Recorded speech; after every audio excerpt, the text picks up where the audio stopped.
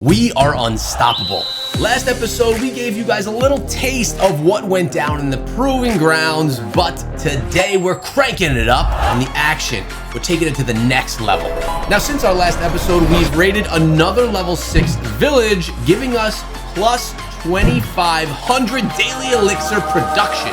And we noticed that the enemies took the runic ancestor statue behind our backs while we were gone celebrating our last win. But today, we take back what is ours. They dared to hit us with our backs turned, but today, we are coming back with another humiliating defeat. Excuse me, coming through. Trying to get my way through here. Excuse me. Walking through. And we march on to serve our glorious purpose. Oh my God, where the hell did you guys come from? They're coming right in our direction, and it seems like they're aiming to block our pass so that no new members can come through. How are we already being targeted? We literally just entered. Looks like the guys behind us have taken the heat from me right now, and we got through just by the skin of our backs. Thank God, we made it through without even a scratch, although we got targeted. That was very close. And we can see that we're already winning Blood Oath in the lead, as usual. Get used to it. The enemies this time around, they made a smarter play than they did the last time by blocking our pass, even though they're low in numbers. Now, this is a good time to talk about battle mechanics of Proving Ground and how it's all set up. There's a big circle separating our region, Enogad, from Scalaria, and there's 2 passes on each side of the circle through which the players enter the battlegrounds. Inside of this circle, there is another circle which encompasses the runic ancestor statue. Whichever side of the war spends more time squatting around the statue earns points. The more you squat, the more points that you accumulate and that you earn, and the more likely you have a chance to win.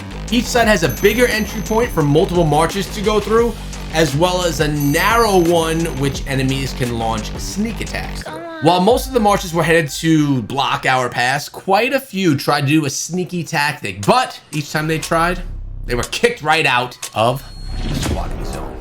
But then as soon as the enemies decided to gain some confidence, they just came and bombarded through the larger opening on the left-hand side. They almost started entering the inner circle, so we joined in on the battle. Take a little phoenix eye, son. As soon as we started getting targeted, we again marched back to the squatting position as we left with almost no health, but we could still gain those points. After fighting valiantly, we'd secured the left entry to the circle, and our troops on the outside had finally fought through the enemy blockade as we're charging in for reinforcements.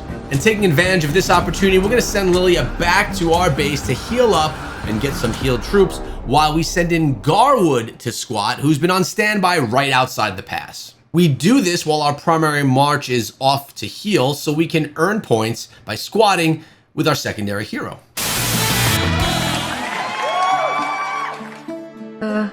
I'm so bored. Tell me about it. All I can think about is cows lately. We seek action, but Lord Deco doesn't seem to show any interest in us. All he can think about is Lilia.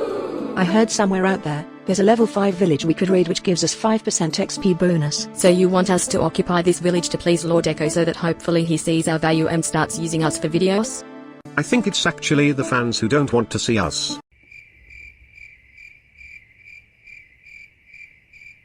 Well, let's at least ask Lord Echo and see if he approves this mission, then we'll make a move. Sure, just don't bother me. We're focused right now. Oh shoot, I see Chisco Prime right there. What's up, homie? I'm gonna go stand right next to my boy. Man, there's a lot more people here than there were last time. Lilia is finally reaching back to the pass.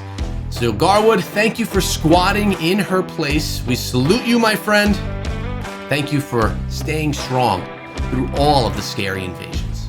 Speaking of invasions, the enemies were bursting through the inner circle from the right.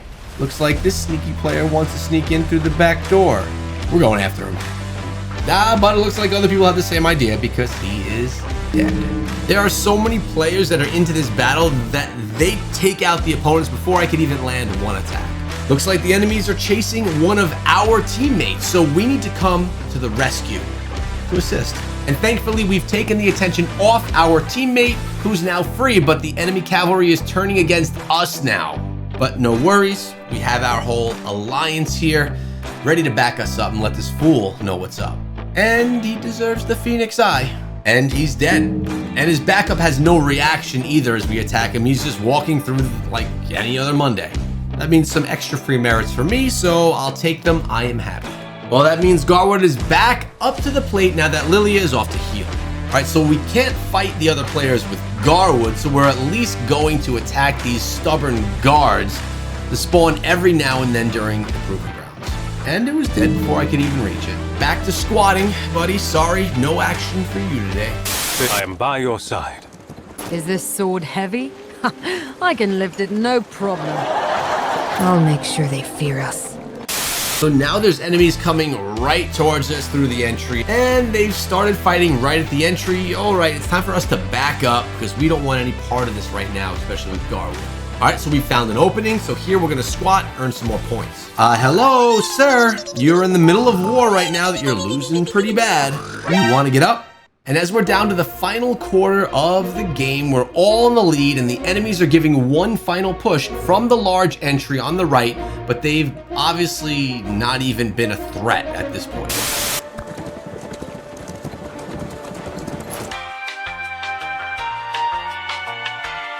But before we send off Garwood and bring Lilia back, let's give him a final fight and go against these stubborn guards again. You are really stubborn, aren't you? Die.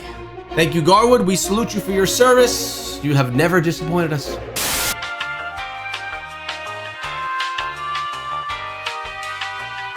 Pick up the pace.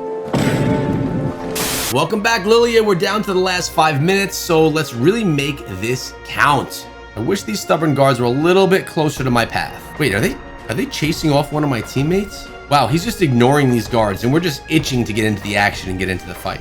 But no worries, we found more guards outside. We're just gonna kill these ones. Down to the last minute, the question is, are we going to squat or are we going to fight? So we can't make it to the fight in time, so maybe we could at least squat in one of these zones. All right, we didn't make it, but we definitely won, so let's go. The enemies were much smarter this time, utilizing some different tactics, which I applaud them for, but we are just stronger and able to fight them off. It was an intense war, but it looks like Blood Oath took first place. Again, with our support, but maybe next time Blood Moon can get the upper hand. We've almost got there. And checking back in on my B team, looks like they've actually managed to defeat the Dwarven Sentinels and occupy a level 5 village, giving us an extra 5% hero XP bonus that makes it our 4th occupied village, the most we've ever occupied in the game before.